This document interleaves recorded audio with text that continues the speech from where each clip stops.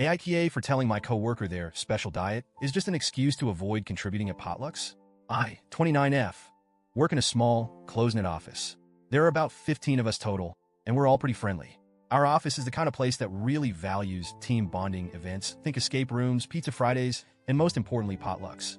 Now, I'll admit it, I love a good potluck. There's something special about seeing what everyone brings, trying new dishes, and sharing food. It's like this unspoken way of showing care. Sue brings her famous buffalo dip. Tom always shows up with his incredible smoked ribs, and I've got my lasagna that everyone raves about. More on that later. We usually plan these potlucks a couple of weeks in advance, so no one's blindsided. And the rule has always been simple. Bring something to share. It doesn't have to be fancy. If you're not a cook, pick up chips, cookies, or soda from the store. Just contribute. It's more about the effort than anything else. Enter Jake, 34M. Jake joined our office about a year and a half ago. At first, he seemed nice enough, quiet, kind of a keeps-to-himself guy, but perfectly polite. The potluck issue didn't come up right away because our first couple of events happened when he was still new, and people cut him some slack. But as time went on, something became very clear. Jake never brings anything. Ever. Now, before anyone jumps on me, I want to make something crystal clear. I have zero issues with people who have dietary restrictions. Allergies? Totally valid. Vegan? Cool. Gluten-free? Do your thing. I'm not the just eat it, it's fine person. I respect people's choices and needs. But Jake? Jake claims to follow a special diet. That's what he calls it, special. He's never explained what it is. Not once. At every potluck, when people ask what he brought, he gives this vague shrug and says, "Oh, I have a special diet, so I can't really contribute." Sometimes he adds something like, "It's hard to find foods I can eat," but here's the kicker. He eats everyone else's food. And not like, "Oh, I'll just have a little salad or some fruit," kind of eating. No. Jake goes all in. He'll pile his plate high with wings, casseroles, pasta, sandwiches, you name it. Foods that don't seem to fit into any obvious dietary restrictions.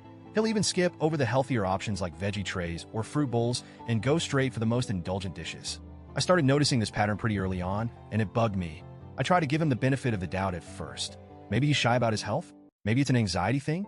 But it's been a year and a half, and at this point, it feels less like a special diet and more like a special excuse. Last week, we had our quarterly potluck, and I decided to go all out. I made my lasagna, both a classic meat version and a vegetarian one, because a couple of coworkers don't eat meat. I don't want to toot my own horn, but I perfected this recipe over years. It's one of those dishes that people ask for at every event. I stayed up late the night before prepping it, layering the noodles, sauce, and cheese, and I felt good about it. I even packed the trays in cute thermal bags to keep them warm. The day of the potluck, the break room was buzzing with energy. Sue brought her buffalo dip, Tom had his ribs, and someone else picked up a giant Costco cake. Everyone was chatting and complimenting each other's dishes as we set up the food table. Then in walks Jake, empty-handed. At this point, I knew it was coming, but I still felt that familiar irritation bubble up. Jake strolled over to the table, looked around, and said his classic line, "Oh wow, everything looks great. I'll see what fits my diet." I watched as he picked up a plate and went straight for my lasagna. Both trays. Now, I'm not exaggerating when I say he took a huge portion. Like the kind of portion that makes you wince because you know someone else isn't going to get a chance to try it. I stood there watching him, and something inside me just snapped. I said, "Jake, if you can eat all this food, your special diet doesn't seem like much of a restriction. It just seems like an excuse not to bring anything." The room went dead silent. You know that feeling when you realize you've just said the thing everyone was secretly thinking? Yeah, that. Jake froze mid-bite. His face turned red, and he mumbled, I didn't have time to cook." I shot back, "That's fine, but you could have picked up something simple. Chips? Soda? It's not about the cooking. It's about contributing." He didn't say anything after that. He just put his plate down, muttered, "I think I'm going to head out," and left the room. The break room was awkward after that. A couple of people whispered, but no one outright said anything for a while. I felt this weird mix of satisfaction and guilt. I said what I said, and I meant it, but I also didn't want to humiliate the guy. Later in the day, a couple of coworkers came up to me. One of them, Megan, said, "I think you were a little harsh. You could have pulled him aside instead of calling him out in front of everyone." Fair point. I probably could have handled it better. But then others, like Tom and Sue, quietly told me they were glad I said something. Apparently, I wasn't the only one who'd noticed Jake's freeloading. Tom even joked, "I've been wondering if his special diet was just free food only." Still, I couldn't shake the guilt. I didn't want to be the office bully. I wasn't trying to make Jake feel small. I just wanted him to realize how unfair it is for him to take advantage of everyone else's efforts. The thing is, Jake's excuse, "I didn't have time to cook," just doesn't sit right with me.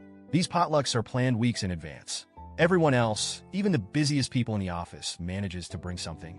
Sue's got 3 kids and still whips up her buffalo dip. One guy picked up a 12-pack of soda on his way to work.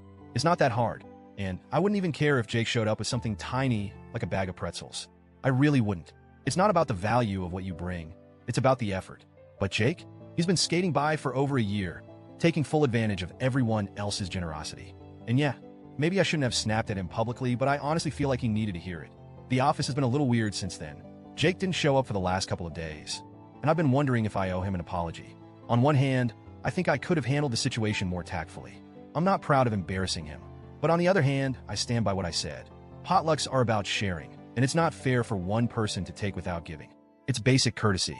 So, Reddit, AITA for calling out Jake in front of everyone? Should I have spoken to him privately instead? Or was I justified in saying something, given how long this has been going on?